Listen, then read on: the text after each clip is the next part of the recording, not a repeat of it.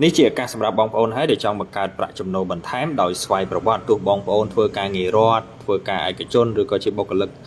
ខាងណាដែលរវល់រកប្រាក់ចំណូលបន្ថែមអត់បានណានេះជាទូលក់ទឹកជាជំរើសដ៏ល្អសម្រាប់បងប្អូនព្រោះទូនេះគឺដំណើរការអូតូទាំងអស់ដោយបងប្អូនឃើញអញ្ចឹងអ្នកមកទិញគឺគាត់មានកដុងទឹកខ្លួនឯងយកមកដាក់ខ្លួនឯងញាត់លុយចូលហើយចុចយកទឹកខ្លួនឯងហើយទូនេះត្រូវភ្លៀងត្រូវខ្យល់ត្រូវកម្ដៅនៅខាងមុខផ្ទះហើយគឺអត់មានបញ្ហាទេហើយជាពិសេសបងប្អូនដែលបានទិញទូនេះដាក់គឺជួយបងប្អូនខ្មែរយើងទាំងអស់គ្នាហើយដែលបានថាជួយព្រោះទឹកនេះគឺលក់1លីត្រត្រឹមតែ100ទេអញ្ចឹង100គឺកាត់បន្ថយចំណាយលើការញ៉ាំទឹកបងប្អូនខ្មែរយើងបានច្រើនណាស់ហើយទី2គឺជួយលើកតម្កើងប្រាក់រៀលខ្មែរលុយ100ដែលបងប្អូនគិតថាចាយអត់បានណាអញ្ចឹងទូទឹកនេះគឺទទួលលុយ100គឺបានទឹក1លីត្រញ៉ាំដូច្នេះបងប្អូនដែលនៅក្បែរទីប្រជុំជនសាលារៀនមន្ទីរពេទ្យរោងចក្រកន្លែងណាដែលមានមនុស្សចេញចូលច្រើនបងប្អូនអាចបង្កើតប្រាក់ចំណូលបានដោយស្វ័យប្រវត្តិមិនប្រើកម្លាំងមនុស្សទេគឺចាំតែប្រមូលលុយជាការស្រេចបាទអរគុណច្រើនបងប្អូន